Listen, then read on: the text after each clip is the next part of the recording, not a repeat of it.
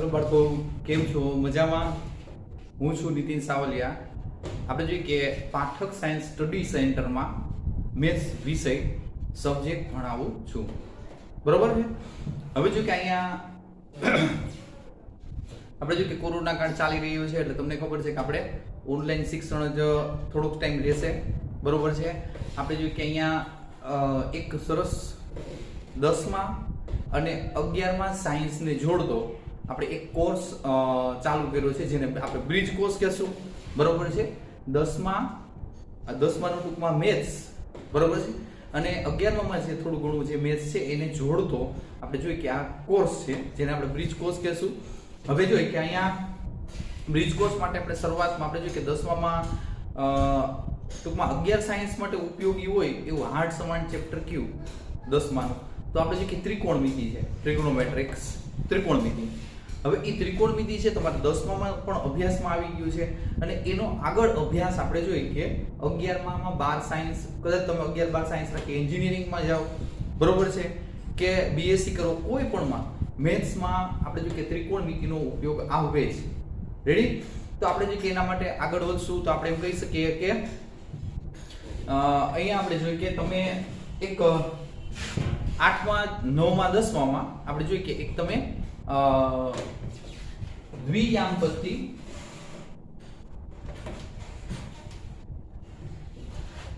આપણે જોઈએ કે દ્વિયામપત્તિ કાર્ટેશિયન યામપત્તિ આપણે એને કહીશું રેડી આપણે જોઈએ કે આને x અક્ષ કહેવામાં આવે છે અને y અક્ષ આપણે જોઈએ કે અહીંયા ઉગમ બિંદુ આને કહેશું 0 0 જ્યાં x યામ 0 અને y યામ પણ 0 થાય છે અને દ્વિયામપત્તિ કાર્ટેશિયન યામપત્તિ એને r² વડે r2 યામપત્તિ સોરી સ્ક્વેર તો ન કહી શકાય r2 યામપત્તિ પણ કહેવામાં આવે છે r2 યામપત્તિ એટલે શું કે જેમાં બે યામ આવેલા હોય x યામ અને y યામ એટલે એને r2 યામપત્તિ કહેવામાં આવે છે બે યામ બરોબર છે દ્વિયામપત્તિ r2 યામપત્તિ જેમાં બે યામ x અને y યામ આપેલા હોય છે હવે જો કે અહીંયા આપણે જોઈ કે આને તમને ખબર છે કે આને પ્રથમ ચરણ કહેવામાં આવે છે આને બીજું ચરણ અથવા દ્વિતીય ચરણ આ તૃતીય ચરણ છે આ ચતુર્થ ચરણ છે આ છે આ બાજુ આપણે જોઈએ કે ધન સંખ્યા લખશું 1 2 3 આ 4 એટલે x અક્ષની ધન દિશા કહેશું આને અહીંયા આપણે જોઈએ કે આ y અક્ષની ધન દિશા છે તમને ખબર છે ત્યાં y અક્ષ ઉપર આપણે જોઈએ કે 1 2 આ 3 એ જ રીતે x અક્ષની ઋણ દિશા એને x ડેશ વડે દર્શાવવામાં આવે છે ઋણ દિશા તો -1 -2 -3 એ જ રીતે આપણે જોઈએ કે આ y અક્ષની સામેની બાજુ y ડેશ જે y અક્ષ છે એની આપણે જોઈએ કે આ ઋણ દિશા બરોબર છે આ ધન દિશા છે y અક્ષની ધન દિશા આ y અક્ષની ઋણ દિશા એને y ડેશ વડે દર્શાવાય છે -1 -2 માઈનસ બરોબર છે હવે જો કે અભ્યાસમાં આપણે શું કહેશું તો કે અહીંયા તમે કોઈ પણ એક બિંદુ અથવા તો આપણે વિચારીએ કલ્પના કરીએ કે અહીંયા આપણે ઊભા રહી જઈએ તો આ બાજુ જોશો અને આ બાજુ જોશો તો અહીંયા તમને ધન દેખાશે સંખ્યાઓ અને અહીંયા કેવી ધન દેખાશે એટલે અહીંયા આપણે એમ કહી શકીએ કે x યામમાં ધન જોવા મળે છે અને y યામ પણ ધન જોવા મળે છે બરોબર છે એટલે આનો મતલબ શું તો આ x યામ આ y યામ એટલે કે x ગ્રેટર ધેન 0 અને અહીંયા આવશે y ગ્રેટર ધેન 0 આ જરૂરી છે આ પણ અભ્યાસમાં આગળ આવશે x greater than 0 y greater than 0 એટલે આપણે જો કે પહેલું ચરણ ફર્સ્ટ ક્વાડ્રન્ટ સૂચવે છે એમ પણ આપણે કહી શકીએ રેડી હવે અહીંયા આપણે જોઈએ બરોબર છે અહીંયા ઉભા રહીએ તો આપણે એમ કે અહીંયા જોશું તો y ધન દેખાય છે અને અહીંથી અહીંયા જોશું તો x ઋણ દેખાય છે એટલે અહીંયા એક બિંદુ આવશે એનું x યામ ઋણ y યામ કેવો ધન આવશે તો એને આપણે x લેસ ધેન 0 એટલે ઋણ સંખ્યા દર્શાવે છે અને આપણે જોઈએ કે y ગ્રેટર ધેન 0 એટલે ધન સંખ્યા દર્શાવે છે ધન સંખ્યા y યામ ધન છે એટલે y ગ્રેટર ધેન 0 અને x યામ ઋણ છે એટલે આપણે શું કહી શકીએ x લેસ ધેન 0 બરોબર છે આ આપણું બીજું ચરણ એટલે કે સેકન્ડ ક્વાડ્રન્ટ બરોબર છે કાર્ટેશિયન યામપત્તિ છે એમાં આપણે આપણે જોઈએ કે આ સેકન્ડ ક્વાડ્રન્ટ. હવે અહીંયા આપણે ઊભા રહીએ તો અહીંયા આપણને x અક્ષની ઋણ દિશા દેખાય છે અને અહીંયા આપણને y અક્ષની ઋણ દિશા. એટલે આપણે જોઈએ કે બે યામ છે, x યામ અને y યામ, બે આપણને ઋણ જોવા મળે છે. આનો મતલબ એમ થાય કે x greater x less than 0 અને y less than 0, x less than 0 અને y લેસ ધેન 0 જોવા મળે છે. x less than 0, y less than 0 એટલે બે યામ ઋણ. બરોબર. હવે આપણે જોઈએ કે આ થર્ડ ક્વાડ્રન્ટ, ત્રીજું ચરણ, ફોર્થ ક્વાડ્રન્ટ, ચોથું ચરણ. તો અહીંયા આપણે ઊભા રહી તો x યામ ધન છે અને y યામ ઋણ. એટલે કે આનો x યામ છે એ ધન અને y યામ ઋણ જોવા મળે છે. તો આપણે અહીંયા શું લખશું તો કે x ગ્રેટર ધેન 0 એટલે એ ધન થયું. બરોબર છે, x યામ ધન થયો અને y લેસ ધેન 0 એટલે એ y યામ ઋણ થાય છે. આ રીતે આપણે જોઈ કે કાર્ટેશિયન યામ પદ્ધતિનો અભ્યાસ કરી શકાય છે. હવે આ તો તમારે 8મા 9મા 10મામાં પણ આવી ગયેલું છે. આની ઉપરથી આપણે આગળ વધવાનું છે. હવે આ કાર્ટેશિયન યામ પદ્ધતિ છે રેની ધ કાર્ટ નામના ગણિત શાસ્ત્રીએ આપી. એના નામ ઉપરથી એને કાર્ટેશિયન યામ પદ્ધતિ તરીકે ઓળખવામાં આવે છે. રેડી? હવે જો કે આ તો તમે ભણી ગયા છો. હવે આની ઉપરથી આપણે ત્રિકોણમિતિમાં આગળ વધવાનું છે. બાળકો તો અહીંયા આપણે જોઈએ કે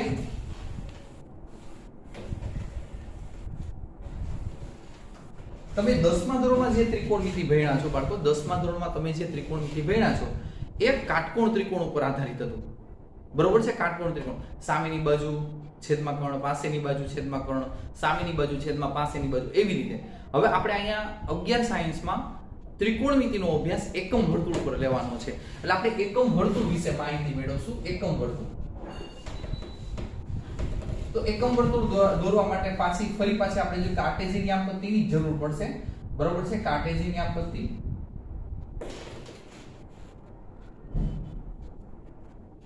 હવે અહીંયા આપણે જોઈએ કે એક વર્તુળ દોરીએ છીએ. બરોબર છે? કેન્દ્ર છે એ ઉગમ બિંદુ પોઈન્ટ રાખી અને વર્તુળ દોરી તો આ રીતનું એક સર્કલ જોવા મળે છે. હવે આ અંતર છે ત્રિજ્યા 1 એકમ. એટલે અહીંયા આપણે જોઈએ કે અહીંયા સુધીનું અંતર 1 એકમ થાય છે. એટલે આનો x યામ છે ને એ 1 આવે. આ x અક્ષ અને આ y અક્ષ. એટલે આનો x યામ છે એ 1, પણ આ જ બિંદુ ઉપર y યામ કેટલો થાય તો કે 0 થાય. x અક્ષ ઉપરના ટોટલી y યામ છે એ 0 જોવા મળે છે. આપણે બાજુમાં દર્શાવીએ, આપણે એમ કહી થોડીક વાર એક્ઝામ્પલ તરીકે તો આપણે જોઈએ કે x અક્ષ ઉપરનું કોઈ પણ બિંદુ અને y અક્ષ ઉપરનું કોઈ પણ બિંદુ લ્યો. આપણે જોઈએ કે અહીં 1 છે તો અહીં 1 0 લખાય, પછી અહીંયા 2 હોય તો 2 0 લખાય. એટલે અહીંયા જોઈએ કે x અક્ષ ઉપરનો y યામ હંમેશા 0 જોવા મળે. x અક્ષ ઉપરનો y યામ કેવો? 0. હવે એ જ રીતે આ બાજુ લખો તો -1 0, -1 0, y યામ 0, પછી -2 0. અહીંયા ધારો કે -1 હોય, અહીંયા -2 હોય, જો નીચે દર્શાવવાનું હોય પણ અહીંયા દર્શાવું છું. બરોબર છે? પછી એ જ રીતે અહીંયા આપણે જોઈએ કે y અક્ષ ઉપરનું કોઈ પણ બિંદુ લ્યો તો આપણે જોઈએ કે આ 1 છે 1, તો આને બિંદુ સ્વરૂપે દર્શાવવું હોય તો આપણે જોઈએ કે એનો x યામ 0, y યામ 1 થાય. આપણે જોઈએ કે x યામ કેટલો થાય? y અક્ષ ઉપરનું કોઈ પણ બિંદુ લ્યો, અહીંયા 2 છે તો આને આપણે જોઈએ કે 0 2, y ઉપરનું કોઈ પણ બિંદુ લ્યો તો x યામ 0. બરોબર છે? અને x અક્ષ ઉપરનું કોઈ પણ બિંદુ લ્યો તો એનો y યામ 0 થાય. રેડી? ધારો કે અહીંયા -1 છે તો આને દર્શાવો તો 0 -1. બરોબર છે? તમને y યામ મળે, અહીંયા y યામ મળશે પણ x યામ યાનો 0 જોવા મળે. બરોબર છે? આ રીતે આપણે જોઈએ કે x અક્ષ ઉપર અને y અક્ષ ઉપર બિંદુ તમે તો જો કે આની ઉપરથી આપણે જોઈએ કે એકમ વર્તુળની એક વ્યાખ્યા આપવાની છે. તો આપણે જોઈએ કે વ્યાખ્યા. બરોબર છે? તો કે આ જે વર્તુળ છે એની વાત કરીએ આપણે તો અહીંયા ઉગમ બિંદુ છે એ 0 0. બરોબર છે? ઉગમ બિંદુ 0 0 છે અને ત્રિજ્યા કેટલી છે તો કે આપણે 1 એકમ લીધી છે. તો આની પર એમ કહી કે જે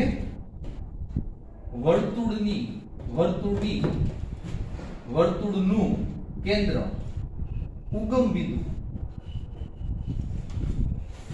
O 0 0 હોય અને કેન્દ્ર O 0 0 હોય અને આપણે એમ કહીએ કે કેન્દ્ર O 0 0 હોય અને ત્રિજ્યા 1 એકમ હોય એવા વર્તુળને એકમ વર્તુળ કહે છે. એવા વર્તુળને આપણે એકમ વર્તુળ કહે છે એમ કહી શકાય. હવે આ આપણે એકમ વર્તુળની વ્યાખ્યા કે જે વર્તુળનું કેન્દ્ર ઉગમ બિંદુ 0 0 હોય અને ત્રિજ્યા છે 1 એકમ હોય એવા વર્તુળને આપણે એકમ વર્તુળ કહેશું. બરોબર છે. આ તમારે આપણે જોઈએ કે મેથ્સમાં આવશે, ફિઝિક્સમાં પણ આપણને વ્યાખ્યા આવશે. તો આપણે જોઈએ કે અહીંયા આપણે એમ કહીએ કે એક ખાસ આપણે જોઈએ કે વર્તુળનું વ્યાપક સમીકરણ,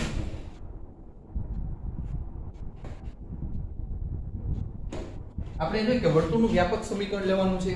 તો વર્તુળનું વ્યાપક સમીકરણ છે x - h all over square y - k all over square is equal r square. x - h all over square plus y - k all over square is equal r square. આ વર્તુળનું વ્યાપક સમીકરણ છે. હવે અહીંયા તમે કીધું કે 0 0 છે ઉગમ બિંદુ, તો અહીંયા આપણે જોઈએ કે વર્તુળ માટે કેન્દ્ર છે એ જ k વડે દર્શાવાય. એ 0 0 છે, બરોબર છે. વર્તુળનું કેન્દ્ર છે એ જ કે એ 0 0 છે. આપણે જોઈએ કે કેન્દ્ર માટે આપણે જોઈએ કે એ જ k વડે દર્શાવાય છે. x m h અને y m k ટૂંકમાં કહી શકાય. હવે અને ત્રિજ્યા r બરાબર 1 એકમ. બરાબર, 1 એકમ એટલે કેતા ભૂલાઈ જાય છે. 1 એકમ એટલે 1 સેન્ટીમીટર હોઈ શકે, 1 મીટર હોઈ શકે, બરોબર છે. પણ 1 હોવું જોઈએ એટલે આપણે 1 એકમ, 1 યુનિટ. રેડી? હવે આને આપણે કિંમત મૂકીએ તો આપણે એમ કહી શકીએ, જો આપણે h ની કિંમત 0, y એટલે k ની કિંમત 0 આવે છે, તો x - h all over square આપણે આમાં સમીકરણમાં કિંમત મૂકી છે આપણે, બરોબર. y - k k ની જગ્યાએ આપણે શું મૂકશું? 0 all over square is equal r ની કિંમત છે 1 નો સ્ક્વેર, બરોબર. તો આને આપણે એમ પણ લખી શકીએ therefore x² + y² is equal 1. વર્ગ છે x ને મળી જાય છે, અહીંયા y ને મળી જાય છે 1 નો વર્ગ. આને આપણે એકમ વર્તુળનું સમીકરણ કહે છે. એકમ વર્તુળનું સમીકરણ કહેવામાં આવે છે. આપણે જે કે આને આપણે એકમ વર્તુળનું સમીકરણ કહેશું. હવે જો કે આ તમે એકમ વર્તુળનું સમીકરણ મેળવ્યું, બરોબર છે. કે આ એકમ વર્તુળની વ્યાખ્યા છે. આ એક વ્યાપક સમીકરણ છે, વર્તુળનું વ્યાપક સમીકરણ કે x - h all over square plus y - k all over square is equal r square. હવે કેન્દ્ર h કે 0 0 છે, ત્રિજ્યા r 1 એકમ લેવાની. r 1 એકમ શા માટે? બરોબર છે. એકમ વર્તુળ ઉપરથી આપણે લીધું છે. જે એકમ વર્તુળમાં શું કીધું છે કે કેન્દ્ર 0 0 હોય, કેન્દ્ર 0 0 હોય અને ત્રિજ્યા જો 1 એકમ હોય તો આવા વર્તુળને એકમ વર્તુળ કહેશું. તો એનું એકમ વર્તુળનું સમીકરણ મેળવવા માટે આપણે કેન્દ્ર 0 0 લેશું અને ત્રિજ્યા 1 એકમ, બરોબર છે. વ્યાપક સમીકરણમાં કિંમત મૂકો એટલે તમને એકમ વર્તુળનું સમીકરણ મળે. હવે આ એકમ વર્તુળના સમીકરણ ઉપરથી આપણે આગળ અભ્યાસ લેવાનો છે છોકરાઓ. તો કઈ રીતે શું કે આપણે જોઈએ કે જો x બરાબર cos θ લેવામાં આવે અને y બરાબર sin θ લેવામાં આવે તો આપણે એ કિંમત મૂકીએ લેતા, બરોબર છે. x બરાબર cos θ અને y બરાબર sin θ તો કિંમત મૂકીએ તો આપણે therefore આ સમીકરણમાં આપણે એકમ વર્તુળમાં કિંમત મૂકશું. તો આપણે એમ કહી શકીએ કે cos θ all over square ઉપર સ્ક્વેર છે plus sin θ all over square is equal 1. તો આને આપણે આમ પણ લખી શકીએ therefore cos square θ plus sin square θ is equal 1. આ તમારો પહેલો નિત્યસમ તમે 10માં ભણી ગયા છો. cos square θ plus sin square θ is equal 1. હવે આ કેટલી વાર તમે લખ્યો પણ હશે, બરોબર છે, યાદ રાખવા માટે. હવે આની ઉપરથી આપણે બધા અલગ અલગ નિત્યસમ તારવીશું. કઈ રીતે? તો કે આને આપણે જે કે સમીકરણ નંબર 1 કહીએ તો આપણે જે કે સમીકરણ 1 ને cos square θ not equal 0 વડે ભાગતા. જો આપણે આગળ નિત્યસમ મેળવવા છે એટલા માટે અલગ અલગ. તો કે આ જે સમીકરણ નંબર 1 છે, સમીકરણ નંબર 1, બરોબર, અહીંયા 1 લખશું. હાલો, 1 ને cos square θ not equal 0 વડે ભાગતા, બરોબર છે. cos square θ 0 નથી, બરોબર. તો અહીંયા આપણે જોઈએ કે cos square θ છેદમાં cos square θ plus sin square θ છેદમાં cos square θ is equal 1/√2 cos square theta. આપણો જે આ જે અંશ છે બધાય પદને આપણે cos સ્ક્વેર થીટા વડે ભાગ્યા. તો cos cos કટ થાય તો 1 અને sin theta upon cos theta. બરાબર, sin theta upon cos theta તમે 10th માં શીખી ગયા, તમને આવડે જ છે. sin theta upon cos theta is equal tan theta. તો આ બે ઉપર સ્ક્વેર છે એટલે tan સ્ક્વેર લખીએ. જો બે ઉપર સરખી ઘાત છે એટલે tan સ્ક્વેર થીટા. અને આ શું છે 1 upon cos, sec નું વ્યસ્ત 1 upon cos, વર્ગ છે એટલે તમે cos સ્ક્વેર છે એટલે sec સ્ક્વેર થીટા લખી શકો. આ તમારો બીજો નિર્દેશક મેળવો બાળકો. આ બીજું નિર્દેશક બરાબર છે કે 1 tan square theta is equal sec square theta. 1 tan square theta is equal sec square theta. હવે ત્રીજા નિત્યસમ માટે શું છે? તો ત્રીજા નિત્યસમ માટે બાળકો આપણે એમ કહી શકીએ કે સમીકરણ નંબર 1 ને sin સ્ક્વેર થીટા વડે ભાગતા. બરોબર છે, sin સ્ક્વેર થીટા વડે ભાગતા. તો આપણે જોઈએ કે શું કહી શકીએ sin સ્ક્વેર થીટા વડે ભાગતા. તો આપણે જોઈએ કે આ સમીકરણ નંબર 1 sin સ્ક્વેર વડે ભાગો. therefore cos square theta upon sin square theta plus sin square theta upon sin square theta is equal 1 upon sin square theta. તો આપણે જોઈએ કે સમીકરણ 1 ને હવે આપણે sin સ્ક્વેર વડે ભાગ્યું. તો અહીંયા આપણે શું કહી શકીએ cos upon sin. છોકરો cos upon sin તમને આવડે છે cot, પણ બે ઉપર વર્ગ છે એટલે cot સ્ક્વેર. અંશ અને છેદ બે માં વર્ગ છે એટલે cot સ્ક્વેર આ થીટા. આ sin સ્ક્વેર ગયા 1 અને 1 upon sin કોનું વ્યસ્ત cosec નું. બરોબર છે, cosec theta is equal 1 upon sin theta. અહીંયા વર્ગ છે sin સ્ક્વેર છે એટલે અહીંયા આપણે લખશું cosec સ્ક્વેર થીટા. એટલે અહીંયા આપણે વ્યવસ્થિત લખી તો કે 1 cot square theta is equal cosec square theta. આ તમારો ત્રીજો નિત્યસમ બને છે. આ તમારો ત્રીજો નિત્યસમ બને છે. આપણે જોઈએ કે આ ત્રણ નિત્યસમનો અભ્યાસ તમે 10th માં કરી ચૂક્યા છો કે 1 cot square theta is equal cosec square theta. પહેલો નિત્યસમ cos square theta sin square theta is equal 1. બીજો નિત્યસમ છે 1 tan square theta is equal sec square theta. અને ત્રીજો નિત્યસમ છે 1 cos square theta cot square theta is equal cosec square theta. હવે બાળકો અહીંયા આગળ વધશું આપણે કે આ ત્રણેય નિત્યસમ પરથી આપણને આગળ શું મળી શકે.